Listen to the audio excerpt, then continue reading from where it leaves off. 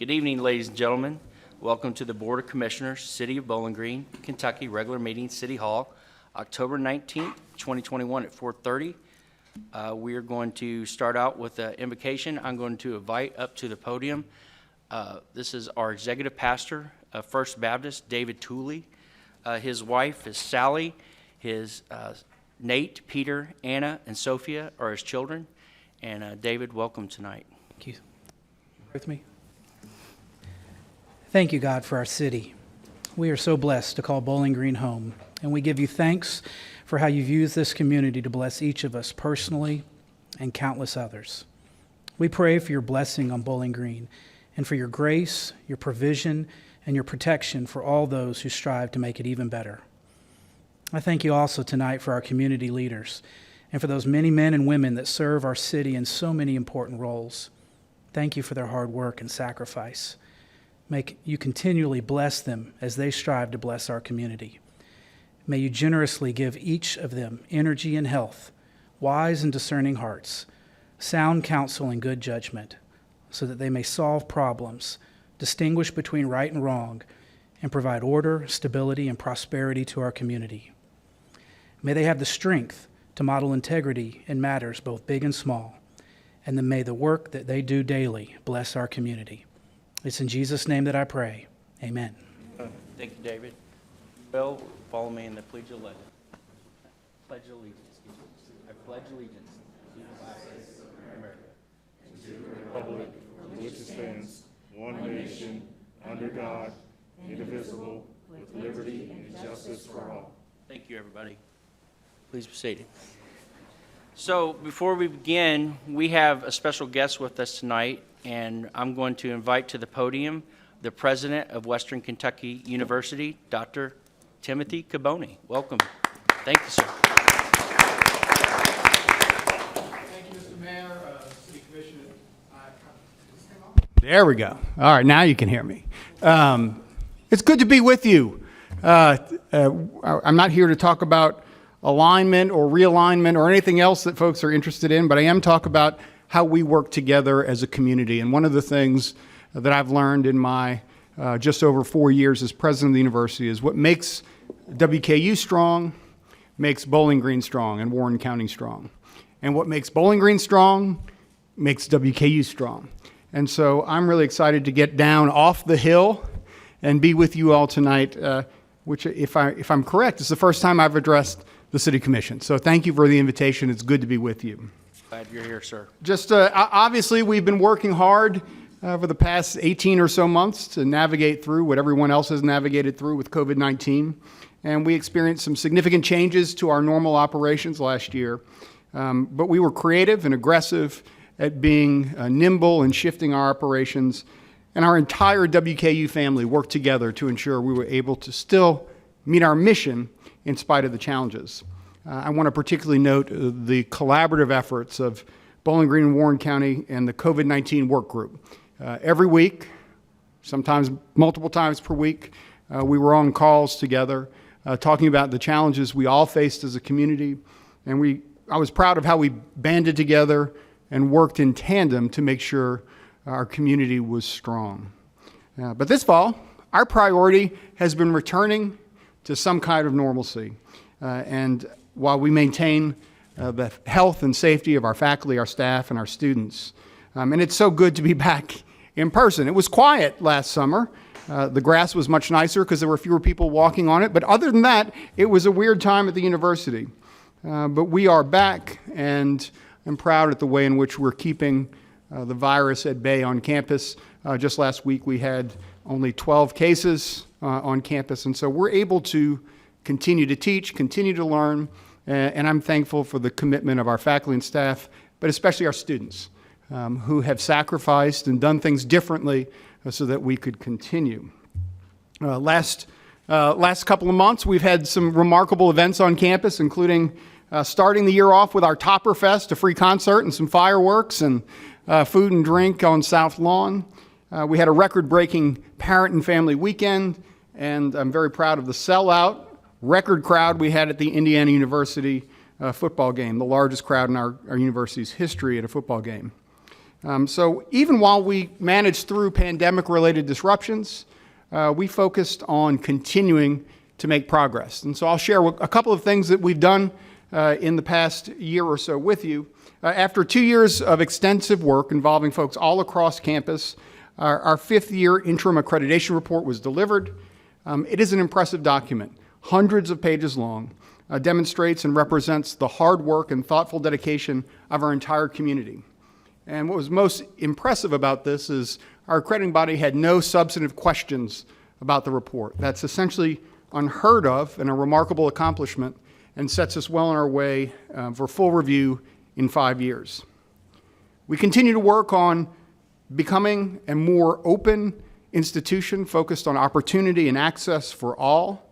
We continue to work on scholarships that differentiate us both inside of Kentucky and out of state with an eye toward enrollment growth and net tuition revenue increases.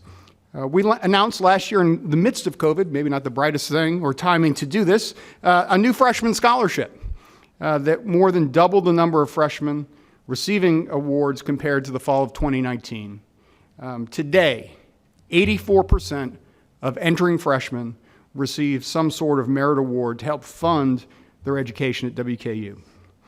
And in the past year, we announced 4 more scholarships, really focusing on not just growing enrollment, but making sure we get people to the Hill who are going to be successful.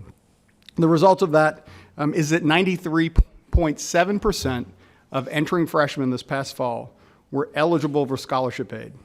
And we're really proud of our border state scholarship, which essentially makes out-of-state tuition the equivalent of in-state tuition for those who are those states are contiguous to Kentucky.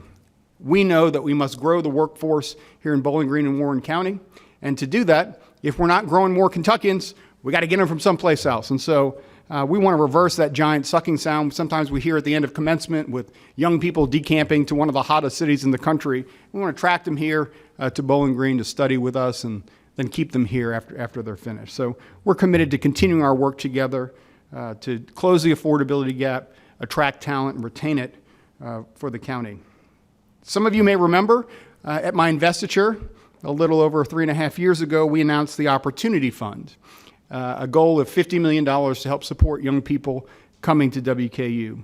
And I'm really proud to announce that we've raised over $50 million about a year ahead of schedule. And so what did we do at the August convocation? We doubled the goal so that we're now going to raise $100 million for institutionally funded scholarships. We have new leaders all across campus, some who joined us in the middle of the pandemic, some who came in the past summer, including a new vice president for enrollment student experience, a new associate provost of research, a new provost, and 2 new deans, including Terrence Brown, our first African-American academic dean in WKU's history. Our first-year village opened on time this fall, albeit with some COVID-related challenges. We are beyond that, I think. The most important thing about those 2 buildings, it's not the buildings. It's that we created 22 living learning communities engaging over 900 first-year students in academic colleges, all 5 of them across the university. So instead of entering with 3,000 first-year students, you enter with 23 colleagues who share an academic interest with block scheduled courses. So when you leave class and are working on projects, you're working on them at home in your pod in the first-year village and some other places down on the south end of campus. And I'm really proud to be affiliated with one of them. I'm not actually teaching the class, but have visited and looking forward to Taco Tuesday, which they're sponsoring this evening. And for those of you who have been on campus, the Commons is on schedule to be done end of this semester, early next semester, a new dining common area at the top of the hill located in Helm Library. Garrett Conference Center is gone. And so we have now, if you think about the view to the northeast from in front of Van Meter Auditorium, northwest, now we have the same vista open to the southeast. And so if you haven't driven across the hill, I encourage you to do so because pretty soon you're not going to be able to drive there. Garrett Conference Center will become Garrett Plaza, additional green space for our young people to be able to enjoy and walk without cars. Research continues to be important for us. Several important multi-million-dollar grants, including a $1.9 million federal grant to address our area of special education need we were awarded last year, $3 million to continue to expand TRIO on campus, and a great commitment from Life Skills to grow our Child Welfare Education and Research Center. We are excited about what we bring to campus. And then lastly, our Innovation Campus to the south, continuing to grow with the new leadership and kind of returning leadership of Buddy Steen. Plans are underway for renewing the spaces that contained big lots. Doesn't make much sense for an innovation campus or research and development, and we'll have an important announcement around that in the coming weeks. So I'm glad to be with you. I'm so thankful for your partnership and your invitation, and I'd stand for any questions you might have. Dr. Cabone, thank you so much for sharing tonight. It's great to see a view from the hill and the enthusiasm. The partnership agreement that you have with our Bowling Green Police and the WKU Police shows that partnership and that commitment, and we know that you look at this community as your community. It's great to see my alma mater thriving, and we're very proud of Western, and we want to continue to be able to have the open dialogue with Western. Mr. Mayor, that policing agreement and some of the shifts we've made over the past several years I think are going to be helpful, making sure that we have safe and usually quiet neighborhoods around campus. I'm looking back at some of our young people, quiet in the evenings around campus, but also to make sure that when anything happens that might be not in the best interest of our community, that we can partner with our campus police and the Bowling Green Police in Warren County to address those issues quickly, given our proximity. So we're really excited about that partnership too. Commissioners? I also want to ditto that, but I was there, I guess, about like maybe a month ago with the Jonesville Academy. Absolutely. I know how important that is, especially like for youngsters who may not necessarily get exposed to like educational background. Just Western providing that opportunity for Jonesville Academy is so huge. I appreciate the opportunity to address that.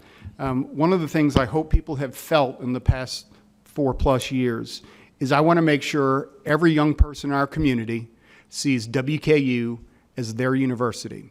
And I'll never forget, I went to a neighborhood just down the hill to get some tacos, authentic tacos. This is our neighborhood, right? Half a mile away from campus. You turn around, you look up the hill, and there's this beautiful, shining university.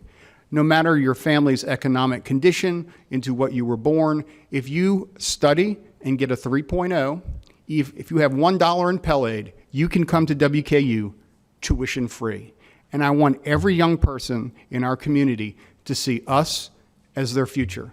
That's how we're going to transform our local economy. It's not just about recruiting folks here, it's about transforming the lives of young people who are already here. And so we're really proud of that work. And Jonesville Academy is another part to that effort. I appreciate that. I'm also an alumni at WKU as well. We have a bunch of them. I've got a slew of those degrees. I appreciate every one of them. But I will say, from a first-generation college student, I came to Western in 1978 as I guess what I thought was an old 16-year-old, and went to college and got a degree when I was 20. And honestly, that asset to this community and to my family. My husband's a graduate. My son went to the Gatton Academy and on to the Honors College. The asset that is up there that everybody should recognize, and yes, I was a Pell Grant recipient, needed the money. Well, first generation, no, my parents didn't have any money. So that's probably why I was first generation. They didn't have any money. But that's okay. That's okay, because Western made it work like they make it work for all the future people that have come along behind me. One thing I'll say is don't keep it too quiet at night, because you got to get out and have a little bit of fun while you're in school. And then you get out and you got to work. But I want to thank you personally for everything that you're doing to allow access to so many other people that not necessarily easy for them to go to college. So that's the best thing I think we got going, and the partnership is much appreciated. My pleasure, and proud of the team that's helping to make that happen. So. I'll just echo all of their comments, and I'm grateful for my alma mater and everything that they're doing. And I just think it's very important that you're here this evening as well as these students, because at the conclusion of this meeting, we're going to start talking about a creation of a strategic plan. And over again, whether we're talking to department heads or citizens or the commission in these initial conversations, talking about how do we make sure that these students, as they're getting their education, how do we retain them? How do we make this a place where they want to call home forever, and that their dreams that they want to accomplish in life, that they can, those are possible here. And so I think it's really important that you and the students are able to help us figure out what are the ways, because hearing how hard you are working to get them here, I think it's so crucial for the future of our city to figure out those links that we need to work on together to retain them in the types of jobs that they would be really excited to have. I appreciate the opportunity to also mention the partnership, and I serve on the board of the Bowling Green Chamber of Commerce. We have to, for us to be successful going forward, continue to diversify our job opportunities. I appreciate the strength of manufacturing in the area, but there are other areas where we have to invest, including high-tech, biotech, healthcare, to create the jobs that will retain those young people with four-year degrees. And we've done a good job growing that, and there are many jobs available. I just want to make sure they're aligned with what our students are graduating with degrees in and how they aspire to remain in the community. But just what a wonderful partnership we have, and I'm blessed every day to be here in Bowling Green and thankful. And it's nice to have a short walk down the hill to go to every restaurant you can imagine, and there may be bars down here that some of our young people enjoy. It's just a vibrant community, and I appreciate everything we do on Scottsville Road. We need to get more people down here on the square, and that's really going to accelerate that growth too. So I appreciate the opportunity, and thank you for having me. Thank you, Dr. Cabone. Next, we have special guest Melanie Lawrence is going to, from Operation Pride, is a special presentation to make. Oh, yeah. I'd like to thank the commission for allowing us to make this presentation. Our residential recipient is out of town, so Travis Weary will not be able to attend tonight. But we are proud and pleased to present the commercial award to Sky Property Management for the amazing job that they have done on Adams Street, and it is in the city's TIF district, or Tax Increment Financing District. This was a rather bland building at one point, and they are landscaping, and while they're very well known for most of their residential properties, this is actually their hub. So if you get a chance, as you're driving into town, coming down toward downtown, look to your right, and you can see the phenomenal job that they're doing. I'd like to invite them all to come up. And if you will indulge me, I'd also like to take a picture of them. Absolutely.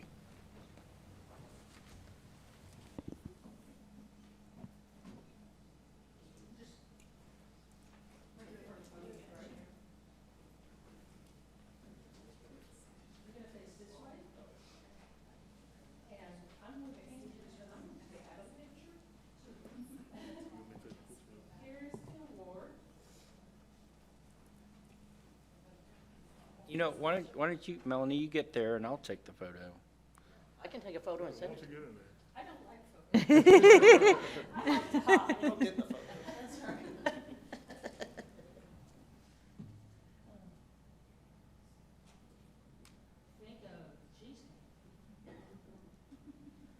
Thank you all so much. We appreciate the contributions you have made to Bowling Green, making it a more beautiful place to live and work. Congratulations.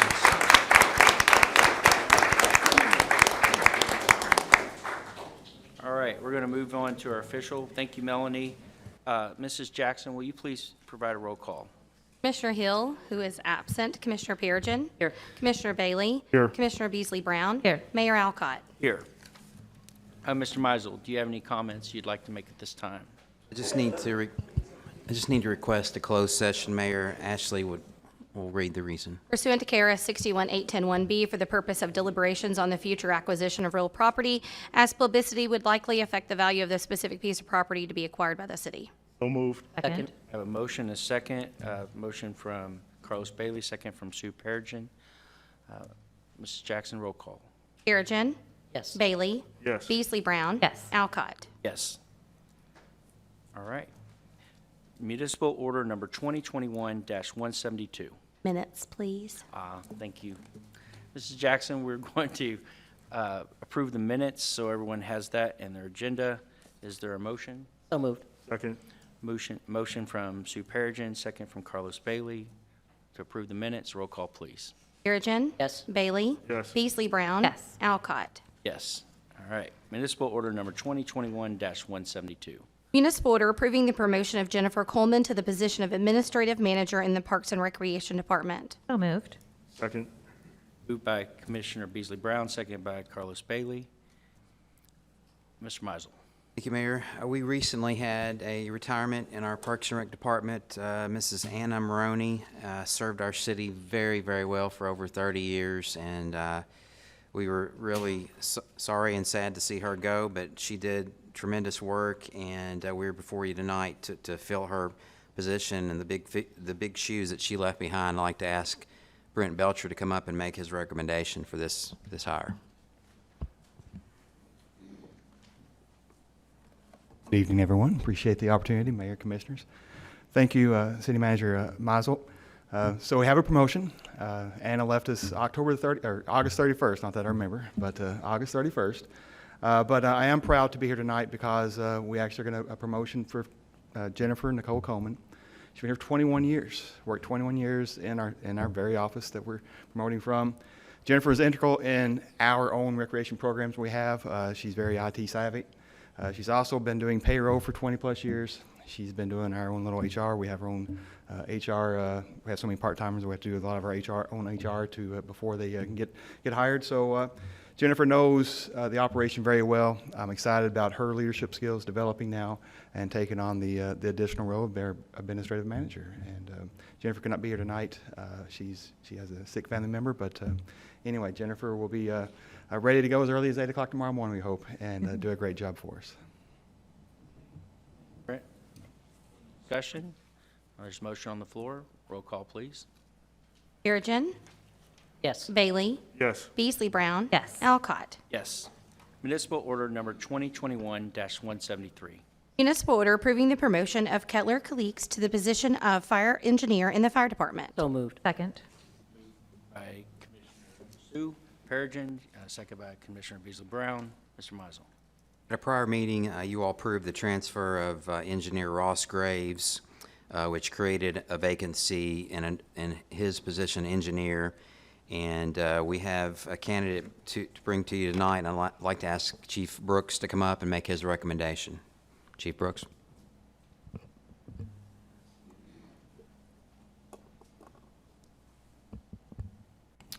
Good evening, Mayor, Board of Commissioners. Thank you for the opportunity. With the realignment of our Fire Investigation Division comes opportunity, and that opportunity comes to the guy behind me. I'm going to ask him to stand. Kettler Calix Day started March 15, 2016. He came to us with a WKU bachelor's degree. Played football there from 09 to 2011. He completed the promotional process consisted of a written test, a hands-on practical portion, an interview with the command staff, and a self-evaluation form. He checks the boxes on numerous certifications, but as his peers would describe him, he checks the boxes of a leader. Kettler is infectious to be around. In his self-evaluation form, he says, I know that this is a lifelong journey, and no matter the amount of growth, I must always stay humble in order to continue growing. What you see before you is a large man, but a humble and honest man. What you see is a leader. Tonight, it is my recommendation that Kettler go from firefighter to engineer. Tonight, with your approval, our department is better. Our department adds a leader to the organization in a different role. Thank you. Thank you, Chief. I'm open for discussion, but I know you have my vote, my confidence, and we have high confidence in our fire department and our police chief and his recommendation. Just one comment.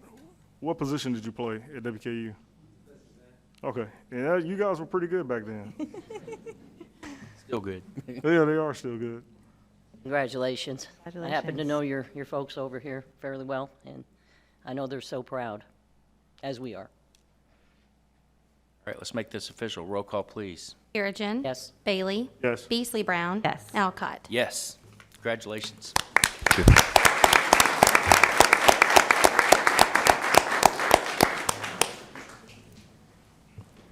All right, municipal order number 2021-174. Municipal order approving the probationary appointments of Timmy Cowles, Bill Rowlett, and Jagger Roan, and the transfer of Joshua Mitten to the position of Operations Technician 1 in the Public Works Department. So moved. Second? By Commissioner Perigin, second by Commissioner Beasley Brown. Mr. Mizel. So we currently have about 4 vacancies in Public Works with, due to retirements and resignations. And we went out looking, and we went looking across the board for OMT 1 through OMT 3, and we think we found our guys. And I'd like to ask Tiger Tooley to come up and make the recommendations for hire for these positions. Tiger? Thank you, Mayor and Commissioner. Good to see you all. See you. All right, so I would like to recommend the probationary appointments of Jagger Roan to OMT 1 in the Public Works Department. Jagger attended Warren East High School. He has worked with the Parks and Recreation as a seasonal worker in both the landscape and maintenance divisions. He worked at Advanced Sheet Metal as a fabricator for over 2 years prior to those positions. Also, Bill Rowlett attended Allen County High School. He, since 2004, he has worked as a driver and a mechanic for BG Transit. And for 27 years, he has owned and operated his own logging company. Timmy Cowles attended Edmonson County High School. He worked at Hinkle for 14 years in a lead position. As a seasonal laborer, he worked at Spain Howard Lawn Care, Mowing, and Trimming. And then also, Joshua Minton attended Bowling Green High School and has a bachelor's degree from Western Kentucky University in organizational leadership. He was hired by the city of Bowling Green in 2018 to the operations division, and then in 2020 he transferred departments to Parks and Recreation, and now he is coming back to Public Works. All right. I don't believe any of the probationary appointments are here tonight. So if they are, I'd ask them to stand. Nope, they are not. So I would greatly appreciate your consideration in that. Thank you, Tiger. All right. Open for discussion. All right, we have a motion on the floor. Roll call, please. Perigin. Yes. Bailey. Yes. Beasley Brown. Yes. Alcott. Yes. Congratulations to them. Well done. Municipal order number 2021-175. Municipal order authorizing and accepting bid number 2022-12 for structural firefighting turnout gear from Phoenix Safety Outfitters, LLC of Springfield, Ohio, in the total amount not to exceed $75,930. So moved. Second. Moved by Commissioner Beasley Brown, second by Commissioner Carlos Bailey. Mr. Mizel. As you all know, turnout gear is probably one of the most important pieces of equipment that firefighters use and need to do their job and protect themselves from injury. Back in 2019, we had a contract with Finley Fire for turnout gear, and they were purchased or bought out by Atlantic Emergency Solutions in early 2021.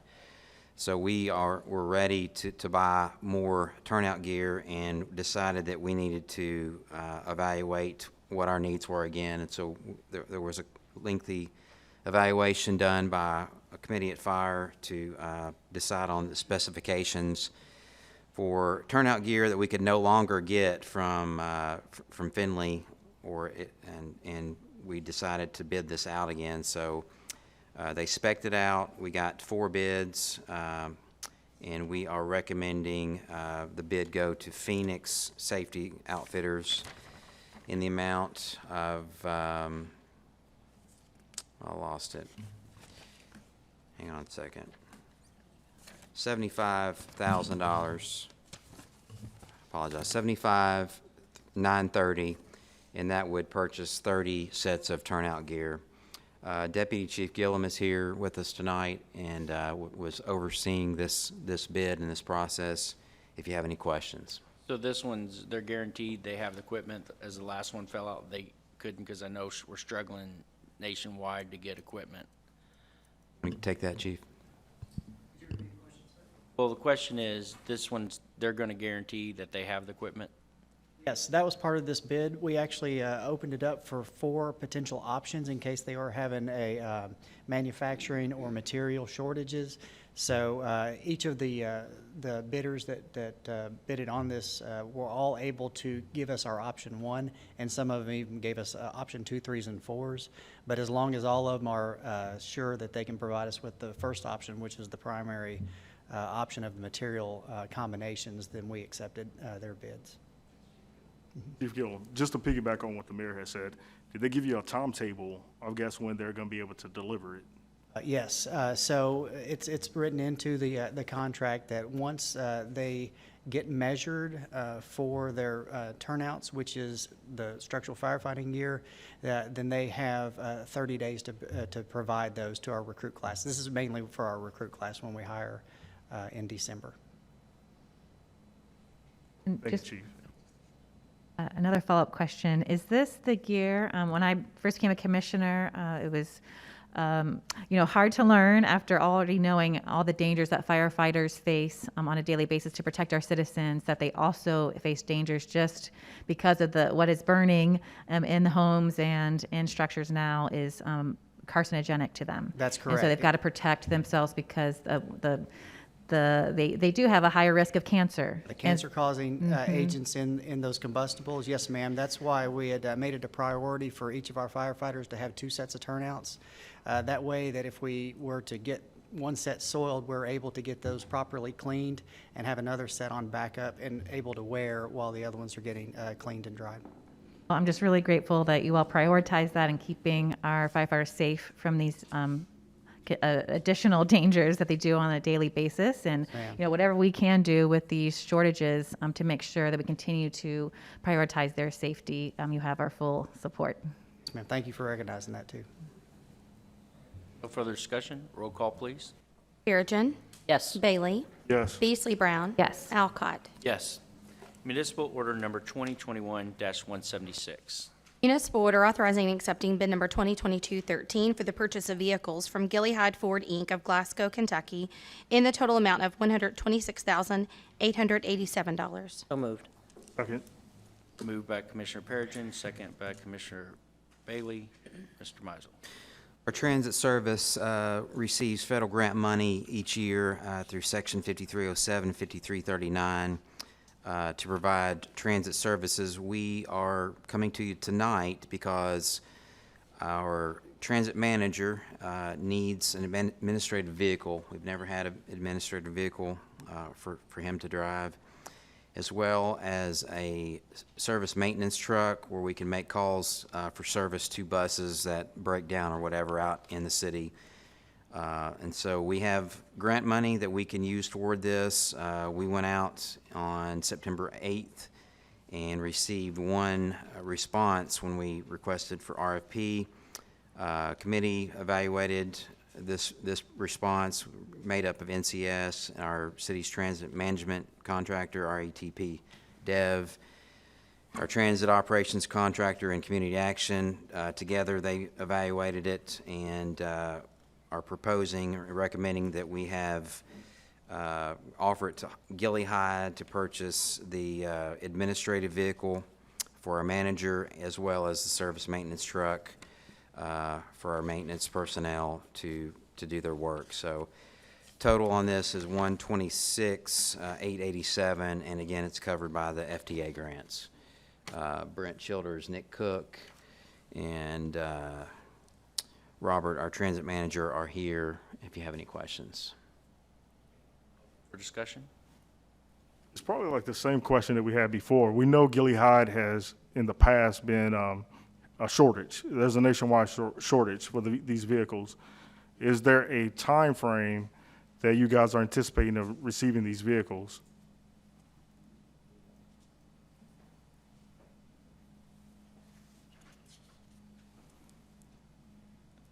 Hello, everyone. Yes, to answer your question, there is a time frame of about 120 days, which is the standard time frame. I know that we've had issues with police vehicles in recent history, so they rest assured that those 2 vehicles are able to be built and sent over in a good time frame. So. Okay, thank you. All right. No further- Thank you, David. No further questions? Roll call, please. Perigin. Yes. Bailey. Yes. Beasley Brown. Yes. Alcott. Yes. Municipal order number 2021-177. Municipal order authorizing and accepting bid number 2022-15 for Cisco Digital Network Architecture Enterprise Agreement from IT Savvy LLC of Addison, Illinois, in the amount not to exceed $302,013.62. So moved. Second. Moved by Commissioner Beasley Brown, second by Commissioner Perigin. Mr. Mizel. I'm going to take my best stab at this, but I have backup with me tonight. Danita Weeks, our IT director, is here. We are in need of some what we call Cisco DNA Digital Network Architecture hardware, and what this does is it helps move traffic through our network quicker, optimizes performance, and it detects and mitigates threats to our system. We are going to save roughly $100,000 by going ahead and getting this Cisco DNA licensing is now required, but if we go ahead and buy these Cisco switches, which we think are going to be roughly $302,000 with this low bid, we can save another $100,000 on a future additional purchase that we'll get to in just a second.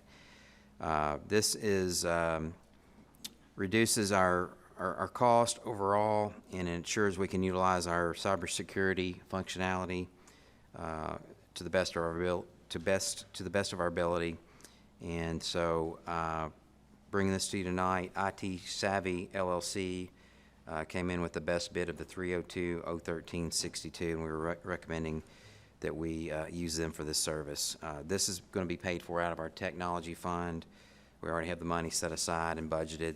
And again, Danita Weeks, our IT director, is here to answer any questions, technical questions on this. And Danita, feel free to correct me if I misspoke on anything.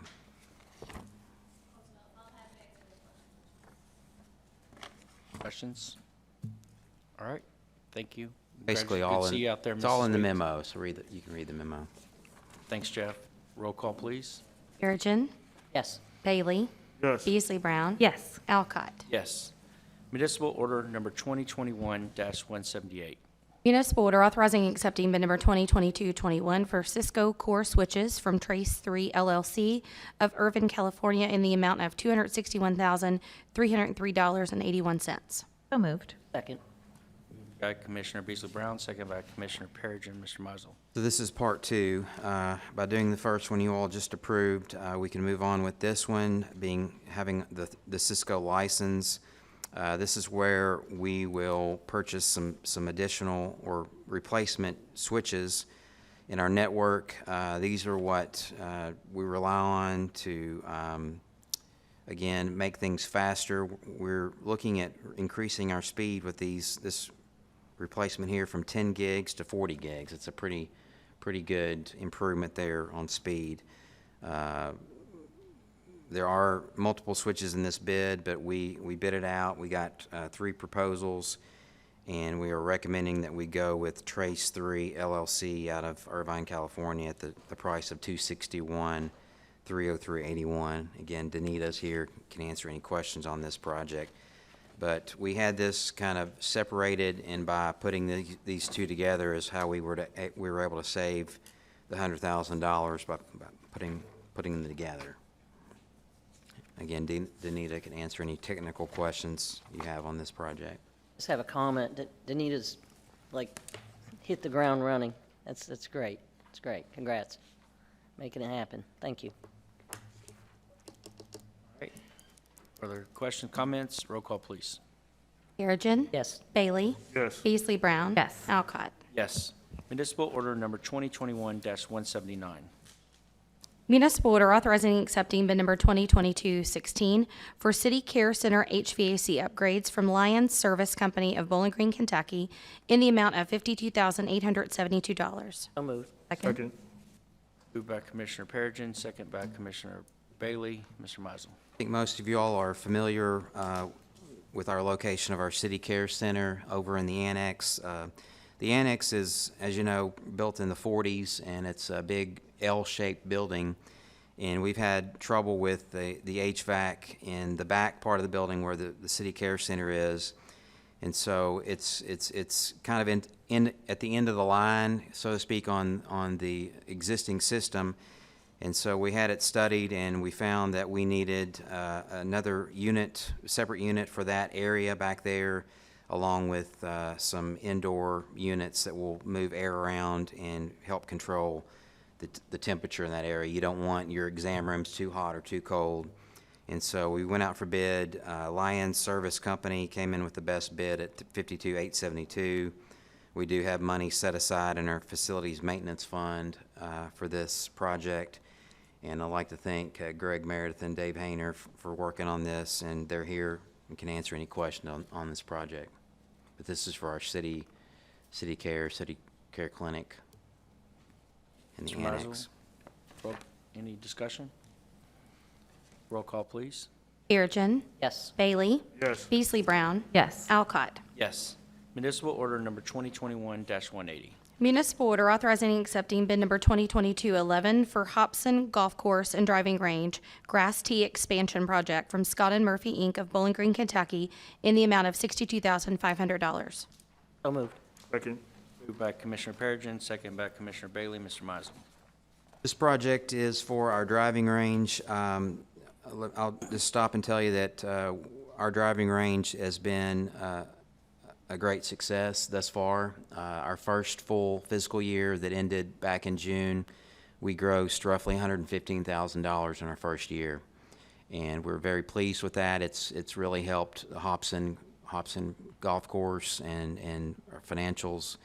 And so, but what we're needing is more green tee box area down there. When we built it, we did build mats and green turf for the tee box. And what happens is, though, when you overuse the grass turf, you make divots, and those divots grow and grow, and you end up with big, massive dirt patches. And so we've had to really hold back on the use of that tee box because you can't grow that grass back very quickly, especially Bermuda. It only grows certain times of the year.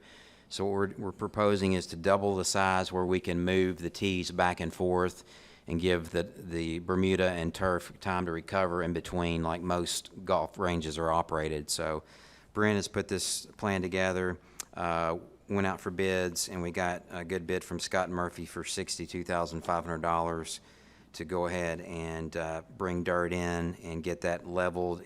It's going to be laser graded and prepped for sod, and get that going here before too long. And Brent's here, can answer any questions you might have on this project. Got a question, Brent? That's okay, Mayor. Will this do away with the mats? We'll still have to use the mats. This will, if we resod a divoted area, we're still talking about a couple weeks for it to even have a chance to hold. So this will just give us that opportunity. We're hoping that we can do 2 days a week type of thing with this amount. Right now, we're lucky to do one. We can't do one day a week just because. One on the grass? Yeah, 1 day a week. We can't do 1 day a week right now on the grass because we just don't have enough grass space to move people around and then grow the grass come back. So the mats will always be used more often. I've had I must say some substantial amount of citizens that really don't like the mats. The mats, of course. I don't know anything. The mats, it's kind of some people love the mats, but it tends to be your less experienced players probably enjoy the mats more. Right. Those that tend to play on a regular basis would prefer to use the grass if possible. Right, because it's not authentic. It's not Right. what you would do if you're going to drive Right. on a regular golf course like Heartland or somewhere. Right. That was the complaints that I had heard. That's true. But like I say, we will always have to use, the mats will be the key for our driving range to stay open. It's just no way, we won't have enough grass to do 7 days a week. Not a complaint, because they're Yeah. thrilled to have a driving range. Obviously, they've used it, or That's they right. wouldn't know there was That's mats right. there. And when we built the range a couple years ago, we were trying to keep costs to a minimum, and so we may have cut corners at the beginning, and now we're realizing that we should have built the grass turf area a little deeper where we could rope off certain areas and give it time to heal. One last follow-up there. Is there a way for a citizen to know when they're going to be able to use the grass and when they have to use the mats? Can they call down there? In or- a perfect world, it would be a scheduled, most likely like a Saturday, a Friday, Saturday type of deal, that we would always have the grass open. But it would be a scheduled thing that we would have, just almost like a lunch special at a restaurant. Every Saturday would be open pending weather. That's the other thing you have to keep in mind. If it's raining, we wouldn't be able to use the grass. Which is the great thing about the driving range is that, you know, it can rain the biggest part of the day. You can't play golf. As soon as the rain stops, you can go to the driving range and use the mats. So we can be open on rainy days. We just can't be open when it's actually raining or a thunderstorm. It's a little bit difficult. Thrilled to hear it's going so well. Thanks Yeah. for the update. And just imagine what we're going to do is you have the mats, you have grass in front of it currently. This is going to be almost like a stair below, one step down, the same width, quite maybe a little bit shorter in length, but it's just a step down that we'll have in essence. That will be the plan. And so our plan, just to answer your question in a better way, is we'd have a scheduled opportunity to use the grass. Everyone would use the grass. And that's the other thing to keep in mind is we don't have the opportunity to say that half people are using mats and half are using grass just the way it's made.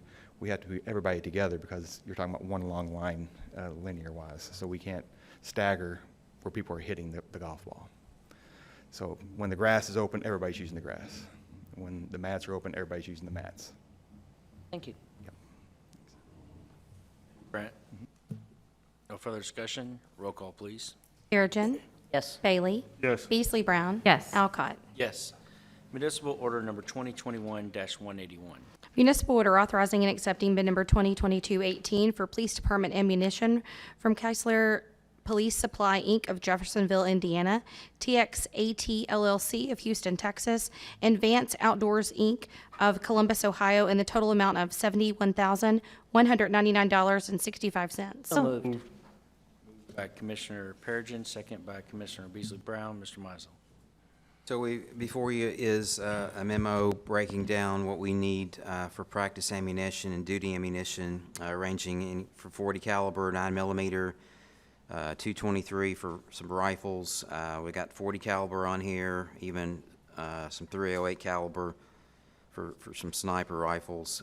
We went out to bid and had lots of options on kind of a cafeteria plan where we could pick and choose who had the best rate and deal on each caliber of bullet. So Vance is going to get the 40 and the 223, and we're going to give the TXAT the bid for the 9 millimeter, I believe that is, and Kessler will also get part of the bid, or Keisler will get the rest of the bid for the 308 caliber.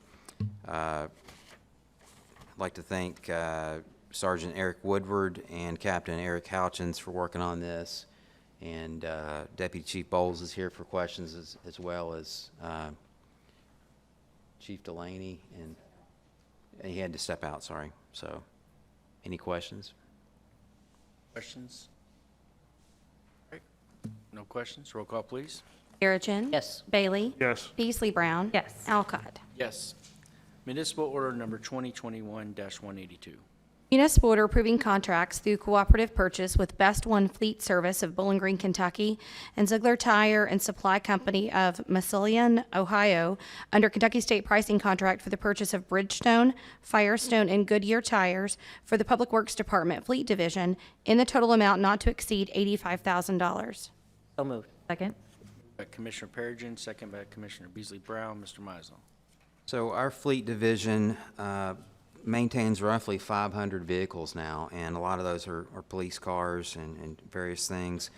But as you know, police cars are vital, and we can't have any of them with bad tires. So we always have to be ready to have tires on hand for replacement. And so we are fortunate to have two companies and several makes and sizes of tires on state contract that we can just go out and select and use. And so before you tonight is a recommendation that Ziegler Tire be our primary vendor for fleet tire needs, as well as a secondary vendor. If we can't get it from Ziegler, we would go to Best One Tire for any tire needs that we have. So before you is an estimated total purchase from Ziegler of about $50,000. That's an estimate. And then another estimate that we would go to Best One for $35,000 worth of tires using the state pricing contract. Is Denise here, or Greg is here and can answer any questions on this? Deputy Chief Bowles may want to chime in too for their police needs, and Deputy Chief Gillum for fire, but glad to take any questions on this. Questions? Similar to the other purchases, is tires in one of those categories of things that we're worried about shortages, or is that one pretty protected right now? So, not that I've heard of. We've been able to get tires as we need them. I'm certain that could be an issue, but it hasn't presented itself yet, so. Thank you. Thanks. Other questions? Roll call, please. Perigin. Yes. Bailey. Yes. Beasley Brown. Yes. Alcott. Yes. Municipal order number 2021-183. Municipal order authorizing a contract through non-competitive negotiations with Brunstetter Carroll, Inc. of Lexington, Kentucky for the architectural and engineering services for new fire stations and training center in an amount not to exceed $540,000. So moved. Second. Moved by Commissioner Beasley Brown, second by Commissioner Perigin. Mr. Mizel. So as part of our capital improvement program that we presented to you for the FY22 budget, we had design services included in that to design a joint police and fire training center up on Porter Pike, where our existing Station 5, Northside Station, is located. In addition to that, we would also like to, we wanted to include design work for our Station number 8 in the Transpark that we need to get going on. As you know, we have over 3,000 jobs now in the Transpark, and demand for services is going to pick up rapidly up in that area. So we are proposing to go ahead and accept a bid or proposal tonight for design services. We had $300,000 in our budget for FY22. We went out and got proposals and bids, and we came in a little over budget. And so what we would like to do is go ahead and use $300,000 this fiscal year that we have budgeted to go toward getting started on the design of the training center and the Station number 8 in the Transpark, and then come back to you in July or June for the FY23 budget and allocate the other $240,000 for design work. This is a 26,000 square foot training center that we are looking at building, and then we also are looking at building another 7,000 square foot fire station with 2 bays at the station at the Transpark. So overall, we looked at the price of this, and given the market, after speaking with Greg and Dave on this, we feel like the $540,000 was a good negotiation that we were able to come up with the Brunstetter Carroll, who is the company or the firm that we are recommending that we use for this design. We've used them before. They do good work. They're dependable.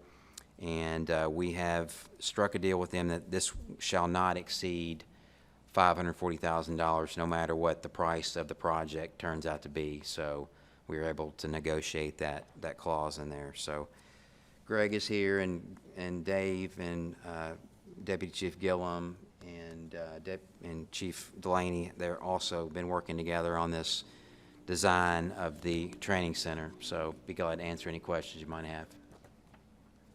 So would this replace the Porter Pike Fire Station as we know it today? And where would this be built in lieu of that property? Deputy Chief, you want to take?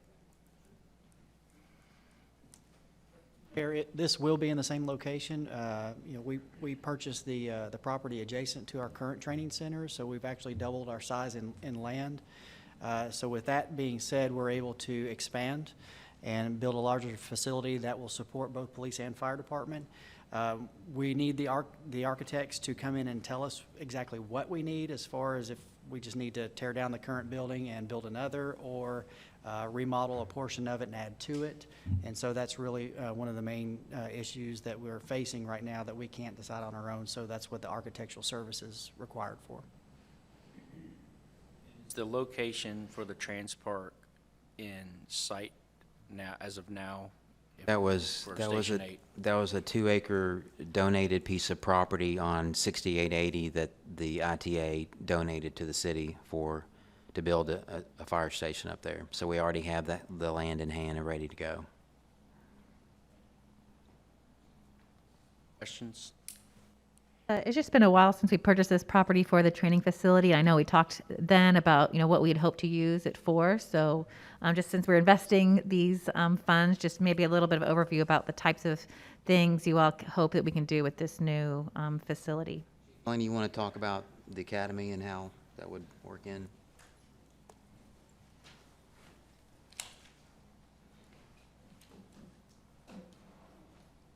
Good evening, Mayor, Commissioners. Thank you for the opportunity. It's going to be a collaborative effort. As you know, we've housed our 2 academies in the police department. We've made do with using space there. And this collaborative effort of our vision is a joint facility where we can train there, have the facilities that we need there to continue our academy as it continues to grow, and also have a space for fire. Almost their academy will be there. Everything will be all in-house facilities. So we will have a weight room there, a place where we can do TI there. Everything that our training academy needs to be successful will be on site, along with some other training facilities that will be located on the property, a driving track, a running track so we can do our pops. It's a one-stop shop. Everything will be there that we need.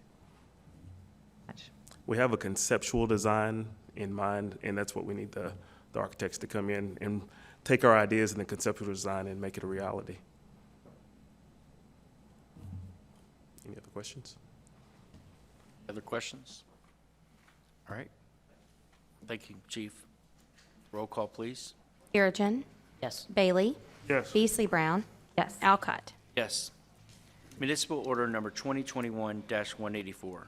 Municipal order approving a job development incentive program employee withholdings credit agreement with Harbor Steel and Supply Corp. So moved. Second. Moved by Commissioner Beasley Brown, second by Commissioner Bailey. Mr. Mizel. These next 2 items are job development incentive program agreements, and I'm going to turn these over to Katie Shallerward, our Assistant City Manager, CFO. That's a mouthful. Harbor Steel was recently announced. It is located in the Transpark. The Chamber brought this project to our JDIP committee in July. They're looking to create 25 new jobs and have a capital investment of over $13.2 million. So the JDIP agreement provides 1% of the city's withholdings back to the company as a credit, and that's over a 10-year period. And so the company, their portion of that 1% would be about $116,000 that would go back to the company that they would reinvest in the development that they're working on.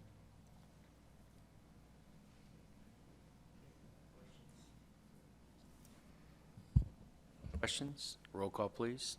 Perigin. Yes. Bailey. Yes. Beasley Brown. Yes. Alcott. Yes. Thank you, Katie. Municipal order number 2021-185. Municipal order approving an amendment to the Job Development Incentive Program Employee Withholdings Credit Agreement with Holly Performance Products, Inc. So moved. Second. Moved by Commissioner Beasley Brown, second by Commissioner Perigin. Mr. Mizel. This particular project's a little different. Back in September of 2020, the board had approved a job development incentive agreement for the 1% credit over the 10-year period for 30 jobs. In the course of a year, they've decided to consolidate a couple expansion projects that Holly was presenting, and so the Kentucky Economic Development Cabinet had agreed to take what was that 30 job previous JDIP and increase it to 150 new jobs at higher hourly wages. And so we're just amending our agreement that we had previously approved at the higher dollar value, and then for the 150 new jobs. Katie, questions, comments? Always great to hear more jobs added. Now we just got to get people to those jobs. All right, roll call, please. Perigin. Yes. Bailey. Yes. Beasley Brown. Yes. Alcott. Yes. Municipal Order Number 2021-186. Municipal order approving tax increment financing district summary of 2020 incremental revenue and authorizing distributions to the appropriate recipients. So moved. Second. Moved by Commissioner Perigin, second by Commissioner Carlos Bailey, sorry. We're getting a long night. All right, Mr. Meisel. This is our annual distribution from our tax incremental financing district. It's hard to believe, but this is the 13th year of distributions that started back in 2008. This is based on 2020 tax year, so we are looking a little bit of a decrease compared to last year, but I'm going to hand this off to Katie for explanation and give you the highlights of our 2020 distribution. Katie? I'm actually going to hand it off to our Assistant Chief Financial Officer, Sean I Weeks. figured that. Thank you, Sean. Mayor, Commissioners, today, like Jeff said, we're asking for approval of the 2020 incremental revenue for the TIF district. We will be asking to distribute a grand total of $1.161 million, 80% of which goes to various entities that have agreements with the authority of the amount of $929,000, with that remaining 20% coming back to the city of $232,000. This is a decrease, like Jeff said. It is a decrease of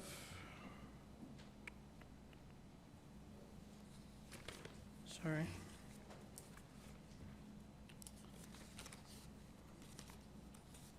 I had it here, I apologize.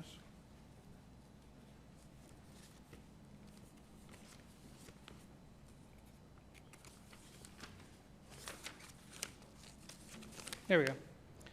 It is a decrease of 12.4%, and that is because of several factors. COVID-19 obviously happened. There's several retail areas down there. There are recreational areas. There's also some medical facilities. So it's a positive for the city and overall. Medical facilities are expanding a lot over the city, but it's outside of the TIF footprint. So they're moving some jobs outside of the TIF, which decreases some of the wages that go into these figures. Every other year, the finance department does an audit of the area. We get new aerials of the city that are put into our GIS maps, and we take those and we have a fully functional map that we can use to do an audit of the area. So myself, and I'd like to recognize Zane Martin, also with the finance department. He's a staff accountant with us who helped me tremendously in the project to audit the area to make sure that we have the most accurate figures available to be able to do the distribution. I'll open that up to questions, anything you guys have. Very much, Sean. Comments, questions?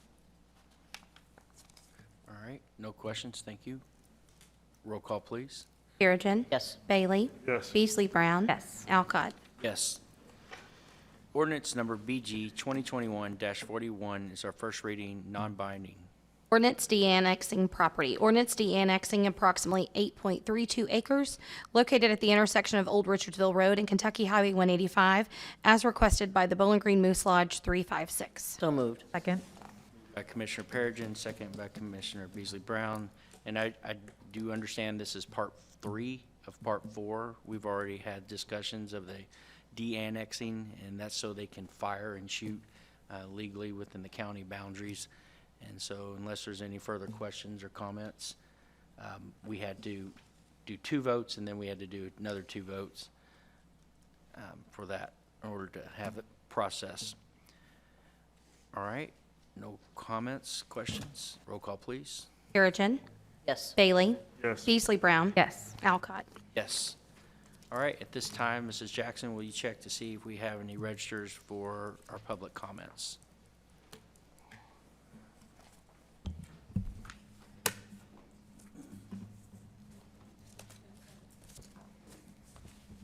All right, thank you.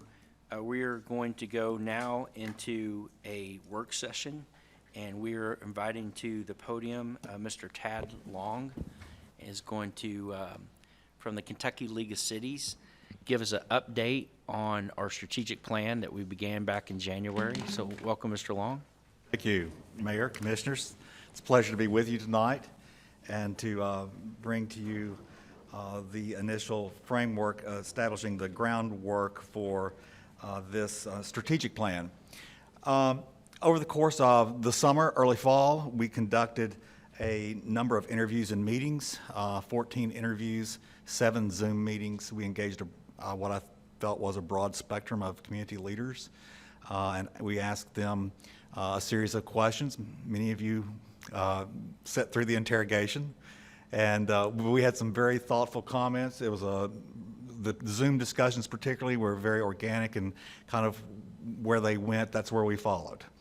And so what I presented you tonight are 8 areas, key areas, that we believe that the Board of Commissioners should turn their attention to for the next year, as well as on into the future.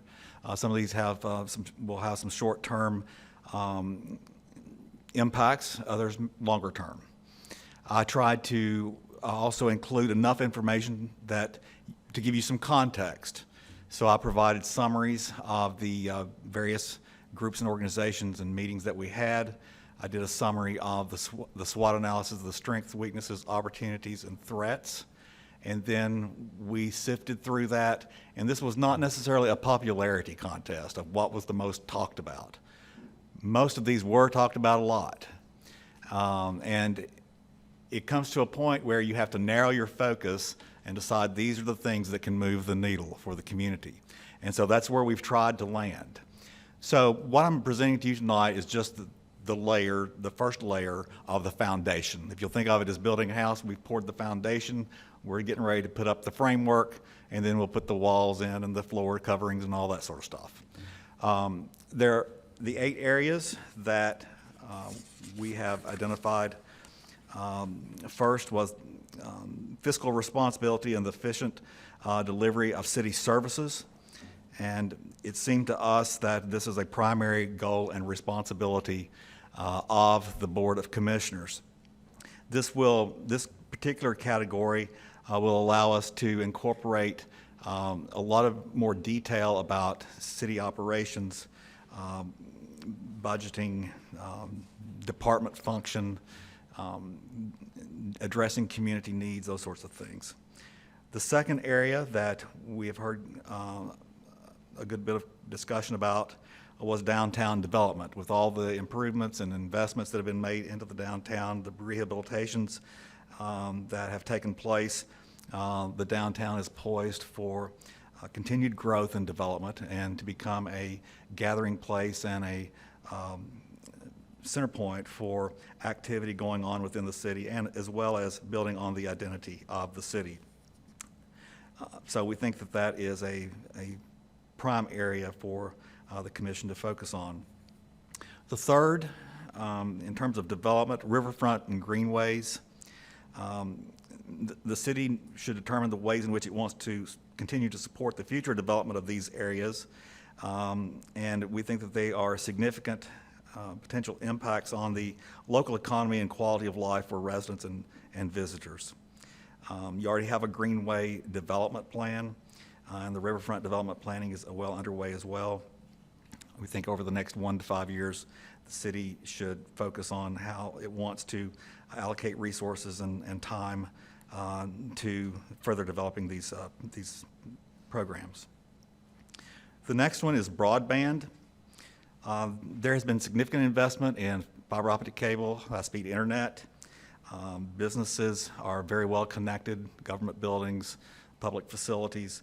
The last challenge is the last mile, and that is making sure that residents throughout the city have the opportunity and the ability to make high-speed internet connections.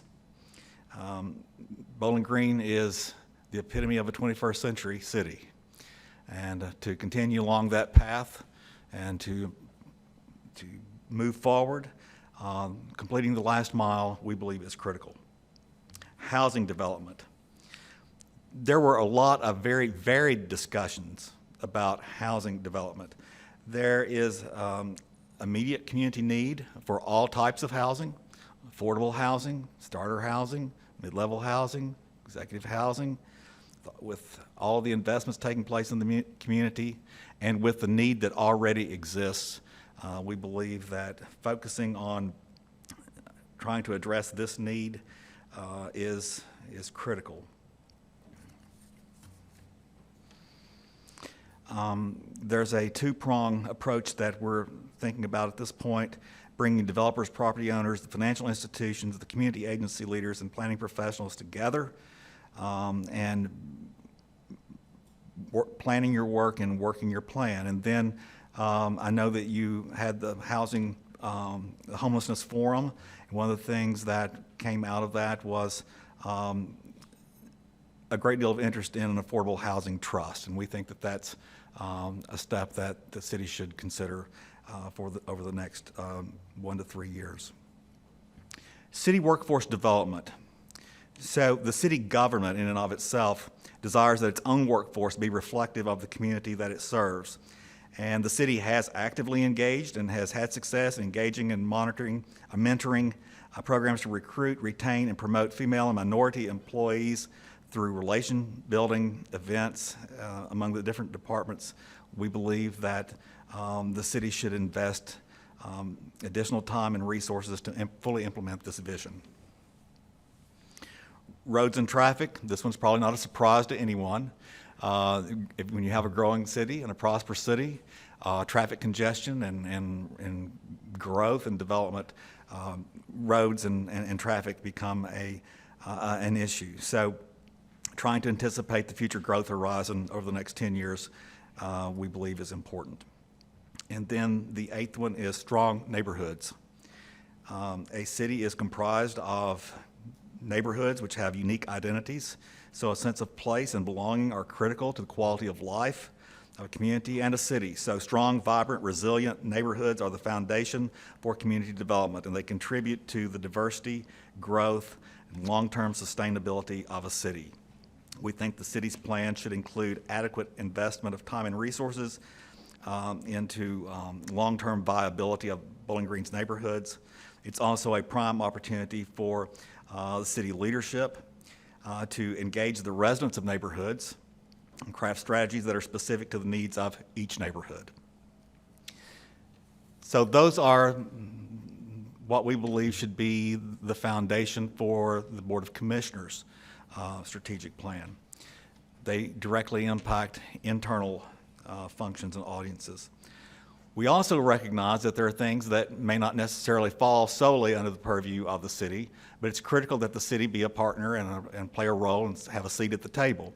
And so interlocal agreements, whether it's consolidating services, it's convening partnerships, it's convening power of the mayor and the commissioners, we believe that these partnerships are very important to the future growth and prosperity of the community.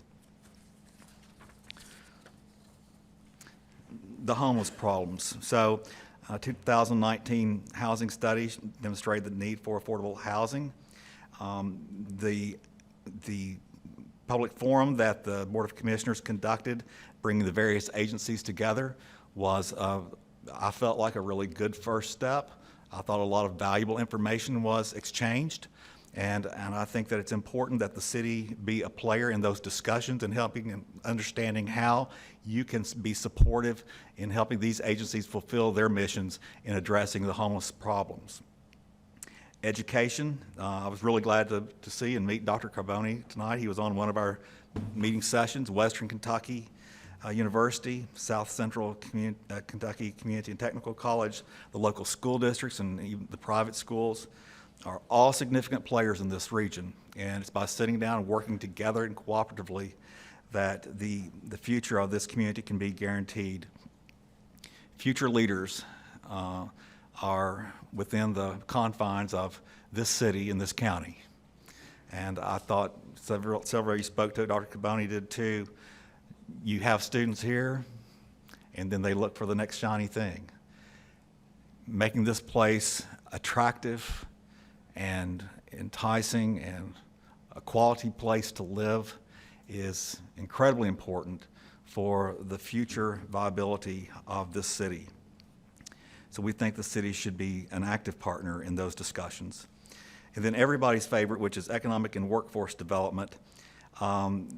You know, I've been really impressed with the coalition that exists here, the working relationships between the chamber and tourism and the city, the county, a number of players is really impressive, and it's very important.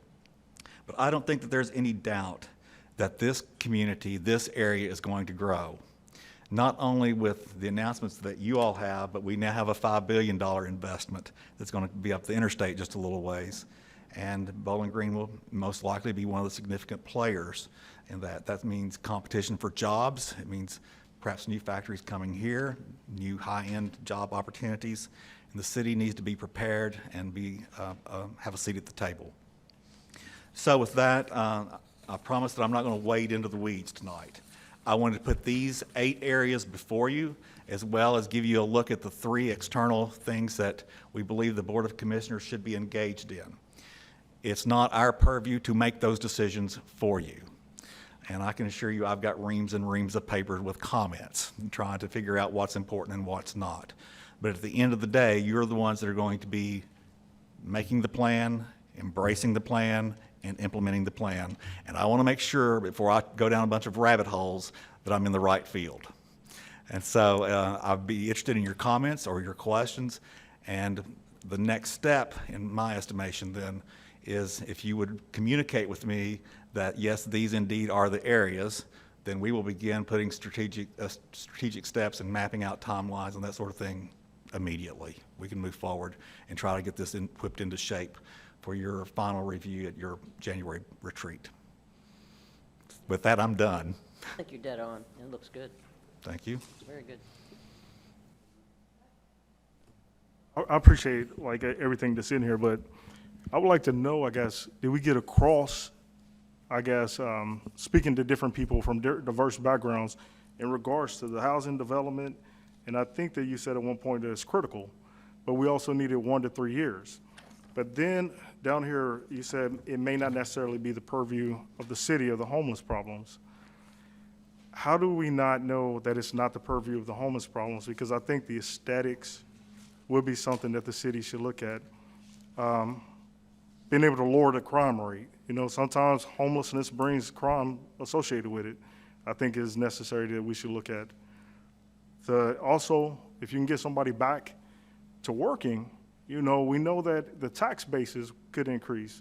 Yes. Should the homeless problem also be something that the city should address, along with the housing issues that are going on right now, with the housing insecurity issues? I think that you nailed it when you said housing insecurity, and the way that the view that I took on this is that housing for a lot of different folks of means and no means is important, and the city's role in that we think is important. We don't necessarily think of homelessness in a different category, but it's an internal thing of the city finding its lane and what it wants to do in support of housing. It's critical that the city do that and decide what resources it wants to invest and how it wants to invest. But we also think that homelessness is a standalone issue as well that involves a lot of community partners. And it's not something that just one agency can solve, or the city can solve, or the county can solve, but working together in a partnership. So that's why it's listed. It may seem that that's two different things. It's not. It's within the city's mission in terms of housing and addressing that side of the issue, but it's also within the partnership realm in terms of addressing the other factors that play into the causes of homelessness, the treatment of homelessness, the identification of the homeless folks, and trying to get them the assistance that they need. It may not be necessarily the purview of the city to have a mental health clinic, but it is the purview of the city to call the partners together and say, we have a problem, here's where we've identified the problem, how can we work together to get this problem resolved? It's not an easy issue, Commissioner, and I appreciate you bringing it up. If this gives the impression that we're divorcing the two issues, it's not. It's the same issue, but it falls into two different areas, we think. Let me ask you this. I fully agree with everything that you're saying, and I appreciate you putting this together because I can see some of the input that even when I spoke to you, I can see some of the language that I've used. I notice, I guess, even in the downtown development, it says that it's something that we should be laser focused within the next 18 months. Because, and this may be addressed by other people, but because we're coming out of like a pandemic, well, we're not coming out of a pandemic year yet. We're still in the midst of a pandemic. Is the housing development, and I know that working with our partners, because I fully agree with you, I think that it's not something that the city could fully do themselves. I wish that it could be a plan we all can come together and kind of move forward with it. Does that need to also be laser focused with having like the housing insecurity issues within the next 18 months, at least to have a plan to move forward that we could try to vote on at some point? Your point's well taken, and my perspective on this is my experience being a downtown manager, an economic development manager for downtowns through the Main Street program. And creating a dynamic downtown is very complicated, as you know. It takes a lot of partners at the table to even get things rolling. I think that Bowling Green has done a good job getting the initial development, the rehabbing going. Downtown looks, I drove through it tonight, looks better than it did when I was down here, the last time I was here. What I'm saying here is not that you're going to solve a housing issue down there in 18 months. I'm saying the city and whoever you hire to do your downtown development work, whoever is in that picture, needs to be laser focused on a plan to move that forward. You only get so many shots at this. And the town, in my opinion, the downtown is poised for the next big piece of improvement. And it includes a lot of moving pieces. And what I envision in the plan is laying out the steps and strategies that I believe the city should take in order to move that idea of the downtown as an attractor and as a vibrant place and as a gathering place and as the centerpiece of what this city represents. How do you move that forward? That's what I'm saying. I don't think you can solve all the problems, but I know how these things work. You've got to get a lot of cogs meshing together. That's just my opinion. All right, thank you. Mm-hmm. Thank you so much for the time that you took to listen to our citizens and to our staff, and sitting down with each of us to just hearing, just a little learning about our city and helping us come together to talk about, what is our vision and how do we want to work together to move us forward. And it was just so wonderful reading all of just the collective comments that came out of those conversations, and then how you've put this together. Even the little snippets, it's so wonderful to hear just how people talk about our city, and how much it's clear that whatever kind of life experiences they've had or how long they lived here, we love our city, and our citizens love our city, and they're invested in its future, and they really care about this topic of how are we going to take care of our city over the next 5 years, 10 years, 25 years, and I could sense that love and that passion for our city. And I noticed in some of it popped up a couple of times, that one of the things that they felt held us back was that there was a disconnect between the citizens and how they understood how their local taxes were being spent, or them being able to have input on how we make decisions. And I just saw that a couple of times, either by staff mentioning that was a common conversation they would have with the public or in the citizen comments. And so I was curious if that is also something that you can help us with in determining how do we help make our city more open, and how can we have the plan to make sure that our citizens feel like we are communicating well with them, that they know how their tax dollars are being spent, and if that's part of this plan. Because even though it's not here necessarily, that was something that came out of the discussions that I felt like I didn't want to pass up, because it did come up that's something that they had hoped that we could work on in terms of how our citizens perceive how they can get information about our city and how they can give input. I appreciate the question, and I do want to say before I answer the question, we had a lot of engagement. I mean, we had a lot of really deep discussions. You can tell people are very passionate about the city, and you don't have passionate folks like that in every city that I work in. But it was a pleasure to talk with everyone. My take on, in terms of engaging in that sort of thing, I think that having served as an elected official before, sometimes perception and realities are not the same thing. And so I think that it's always important that when there are opportunities, that there is engagement and discussion. Everyone doesn't come to City Hall, to a commission meeting, to talk. And I know that each of you engage with folks throughout the community. And I don't know if those constituencies are the same people, or they're different people, or different discussions. I have no idea.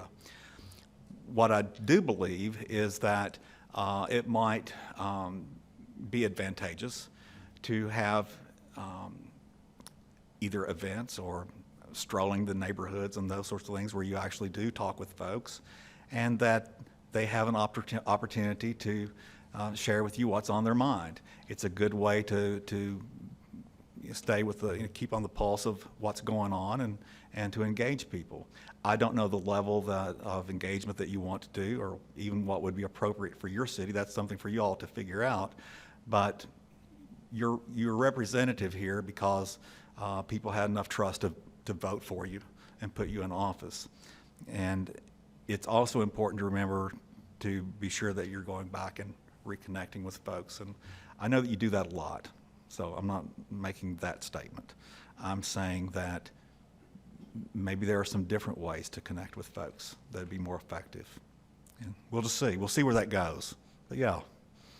Well, thank you. I agree with these 8 core priorities. I'm hearing that, these are the ones that our citizens are saying that they need us to invest our time and energy in. The one that I feel like is, connected to these, and ones that we hold the funds for, that I didn't see in here. We do talk about roads and traffic, but transportation, we do hold the federal funds for public transit. And I don't see it disconnected from this conversation around the job growth and the jobs that we have open and needing to get people to fill those jobs. The way that the public transit is set up is that since we receive the funds inside city limits, our buses have to run inside city limits. And the Transpark, you have to go outside of the city limits, and then technically the Transpark is inside city limits, but there's this gap between. So we have this issue related to how we receive federal funds on getting people who need the jobs, who live in the city of Bowling Green, to the jobs that we are attracting out in the Transpark. And I think it'd be really important, since we do, receive those funds and have the responsibility for making sure that people can get connected to the things they need, like healthcare and jobs and school, that to me is something that needs to maybe be added to this roads and traffic, just because we have been given the responsibility to think about that. And I do think it's connected to roads and traffic, and then also where is it here? the economic and workforce development conversations that we're having. Well, I won't presume to be an expert on how to address federally mandated or federally provided money within the city limits and county and out of the city limits. We'll check into that. I don't disagree that the whole public transportation and how people get from one place to another is a part of roads and traffic. That comment, it wasn't a comment. I mean, there were discussions about it, and you know the importance of it, either between job creation or just between the university and the city, and you know all around the town. So I'm fairly confident that that will be woven into 2 or 3 of these points, and in terms of solving the specific issue that you mentioned, I don't know the answer to that one, but we can certainly take a look at it. I jotted it down. So, that address your question? Yes. Yeah, just wanting to make sure, and I guess you all would need to say if you also are seeing that as something we need to make sure is included in that discussion. I think there's no closure to this immediate. I mean, this is a working session. I know Melinda needs an opportunity to dissect this and give her information, as we all do. And I recommend that we all can give feedback to Tad. Tad, you've done a phenomenal job of reciprocating 5 people's visions that had multitude of citizens that we appointed and that we went and asked citizens to provide, going through a multitude of our city leads, going through Jeff and his team, and down within the, all the city employees. I mean, it really was a dissection of what our community looks like, and so I applaud that. I know this is draft form, and I know we will have opportunity to give input, but what I really appreciate about this is that it's simplistic. I mean, it comes across the major hitting areas, and I didn't see anything significantly left out because, again, it was a reflection of a multitude of things that you saw were the preponderance of areas that we think is necessary for our city to be successful. One thing I'll note is on the broadband, I'd like it to get a little bit more specific. We have broadband, we have cable, it's a diminishing return.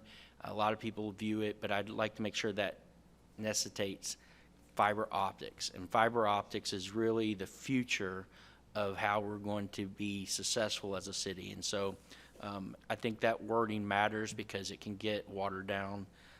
I do want to say, when we had the affordable housing and the homeless meeting, we heard 2 big hit areas, or actually there's 3 areas that I remember. As one, affordable housing trust fund, you hit that.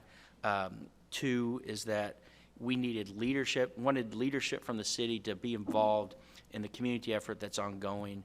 And the 3rd that we really learned is that our police and our state has the difficult challenge of hand-holding mental health issues, and it takes an enormous, I think it was over 1,000 man-hours that Chief Delaney and his police force are hand-holding citizens that have a call other than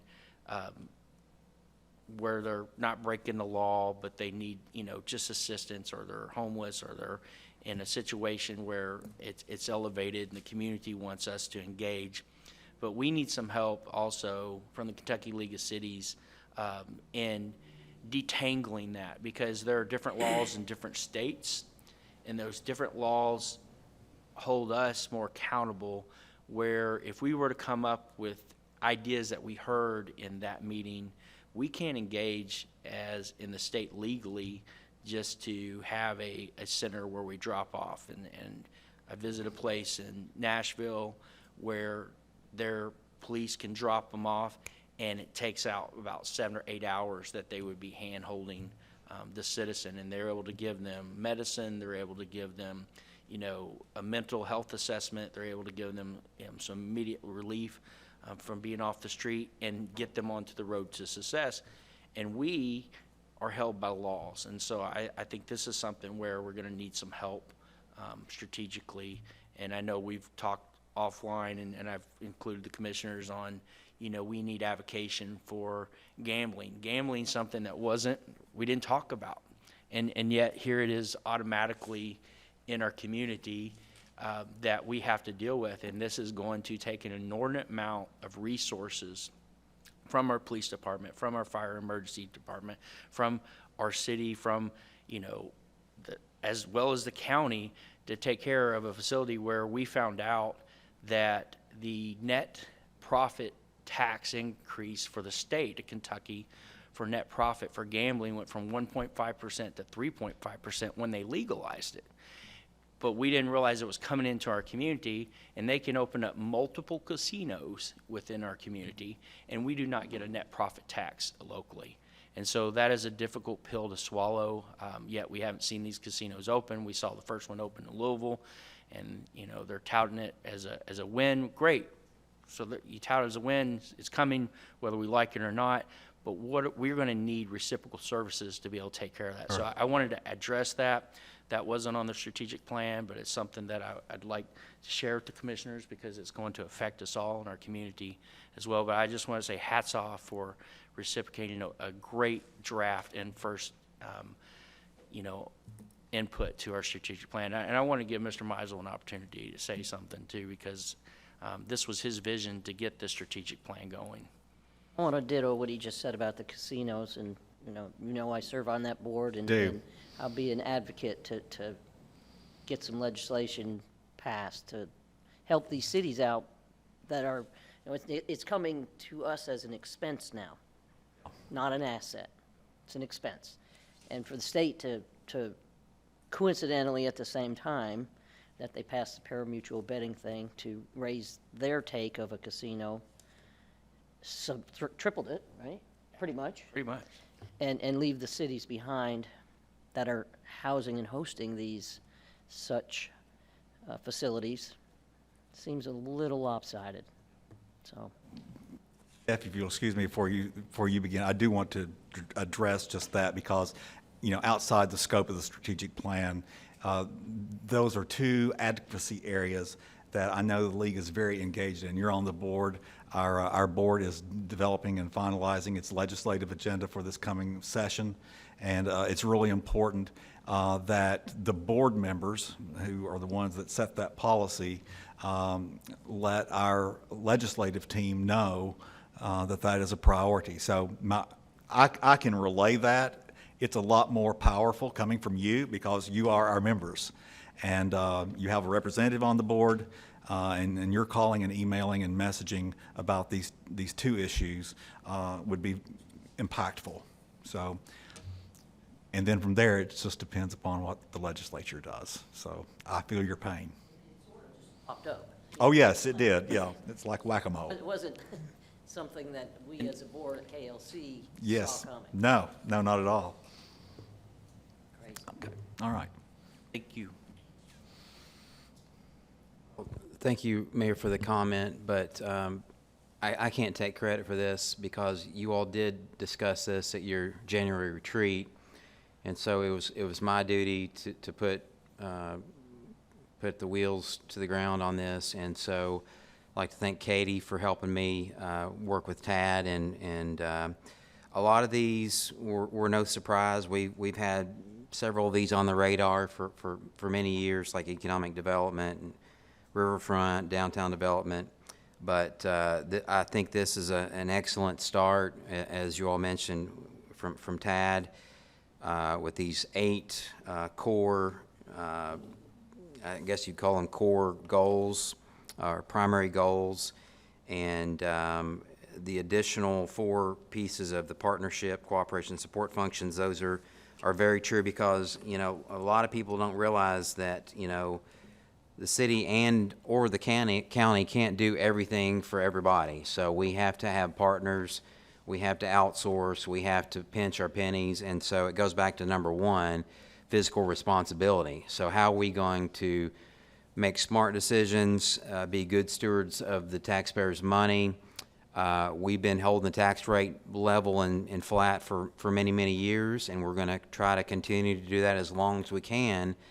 But with some of these projects and needs and goals, we'll have to look at building a bigger engine, whether that be broadening our tax base or possibly having to raise our prices, so like businesses do. So I don't want to say that I'm going to do that or propose that, but I just want us to keep an open mind as we attack this strategic plan and put it together, that with this plan, there's going to be a requirement for monetary and funding needs to go along and support it. So keep that in mind as we move along. But I do want to thank Katie. Katie and I kind of looked over this before as the rough drafts were being released, and we kind of, first when we looked at it, we said, yeah, this is pretty much on the money of what we've been focusing on for many years. There were a few good things added, like broadband and the housing, and so we feel like this is a really good start from a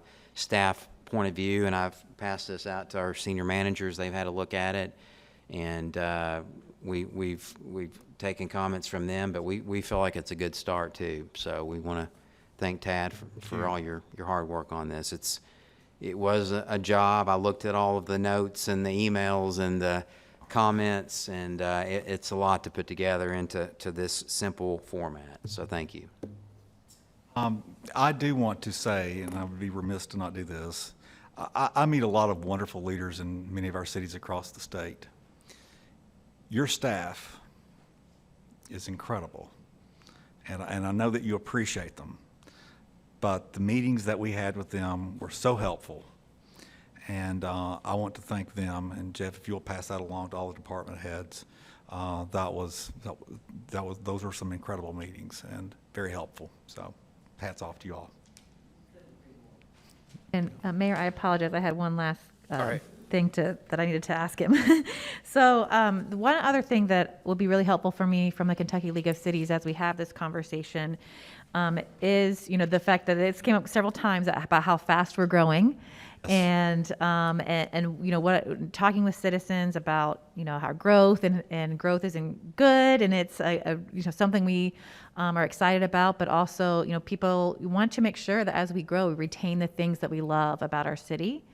And so it would be really helpful for me to be able to know what are some lessons we can learn from cities who were at kind of our size at one point, and then had this rapid growth of jobs and other opportunities, maybe close to a big city like we are, like Nashville.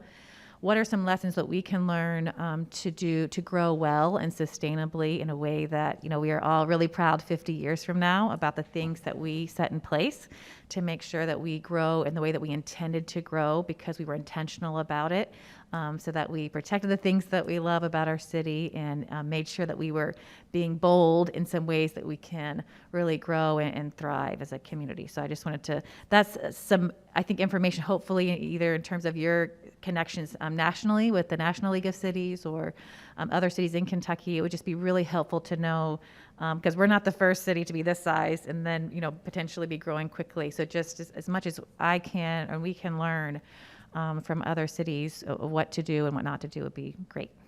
I'll be glad to, yes, we can get you that information, and I'm sure I know there are other examples out there. A lot of towns have experienced the same thing that Bowling Green is experiencing and will experience, and everybody wants Bowling Green to be the way it was in the 1950s, but they want the growth and the economic prosperity that comes with this town in 2021. And those two things are not incompatible. It's just managing how the growth takes place. And you have incredible opportunities here, and the biggest challenge will be to retain who you are. At the end of the day, that's why people come here. All right. Ted, I apologize. I want to add just one last thing, kind of piggybacking on what Commissioner Beasley Brown said and what the mayor said. Going towards the workforce development, we know that automation is no longer coming, it's here. It's weird that I watched a commercial of Domino's, and just even those food services where they're going to be delivering pizza by like a automated robot. Can we touch on there something that can help the city to show where we should go for our workforce moving forward? Because we know automation is going to take jobs in the coming years. Yeah, I have a couple of comments about that, and certainly we will take a look at that. It's hard to chew chewing gum and write at the same time. There are a couple of things that are happening right now, and I'm not going to get into a long dissertation about this. There are two things happening simultaneously that has never happened before. One is that I think mainly driven by the pandemic, people have reevaluated their careers and their lives, how much time they spend with their families, how much time they spend at work, and what their quality of life is. Some people have chosen not to go back into the workforce. Some people have decided to cut back. Some have decided to move somewhere else. 56% of the people in the United States in the workforce are looking for a job somewhere else, and that's never happened before. So there's change already taking place. The second thing that's taking place, as workers, if you will, have gained this leverage of being able to make these choices, businesses now also responding and making choices of how to automate and to not need people. And so we're going to be fighting these two things, or we're going to be accepting these two things simultaneously. And those who figure out how to get it done and make the smart choices will be the ones that prosper. That's my opinion. I think that we're going to see a lot of change in the next 5 to 10 years. But change is here. Some of it's already taken place. And what Bowling Green, I think, needs to do is figure out the strategic steps to take to be at the forefront and proactive, as opposed to sitting back and reacting because something else happened over here. That's my take on it. Appreciate that. Yep. Yes, I can. They're very simple. One, I want to make sure that Commissioner Hill has a chance to take a look at this, and you can tell her however you all want to handle this. If you need to do it all together at a work session, or if she wants to call me, I am glad to talk with her and go through this with her and receive her comments. The second thing, I need your comments back. If there's anything we need to change, and I made notes of everything that you said tonight, so we can put that within the strategies tactics that we develop. And the third thing is, if I don't hear from you, I am moving forward. And I'm going to start fleshing this thing out, and I'll get copies to Jeff and Katie, and we can get them distributed to you. And so my next step is, are these right? If so, I'm moving forward, and then I will be sending stuff back for you all to look at. I would like to see, I'd like for us to have a discussion, if we can, do you meet twice a month?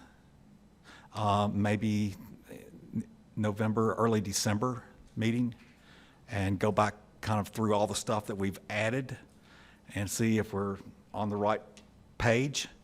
And then over the holidays, try to get things finalized for your all's retreat. And then make the tweaks and get finished, adopt in February, if we can get there. That's the goal. So I need feedback, and then I'm going to send you more stuff. Thank you, Mr. Long. Thank you, everybody, it's good to see young minds and taking copious notes. And future, I know we got some diehard fans out here, so it's awesome. But this adjourns our open meeting we're going to go to closed session. I'm going to have a break for 5 minutes. Thank you.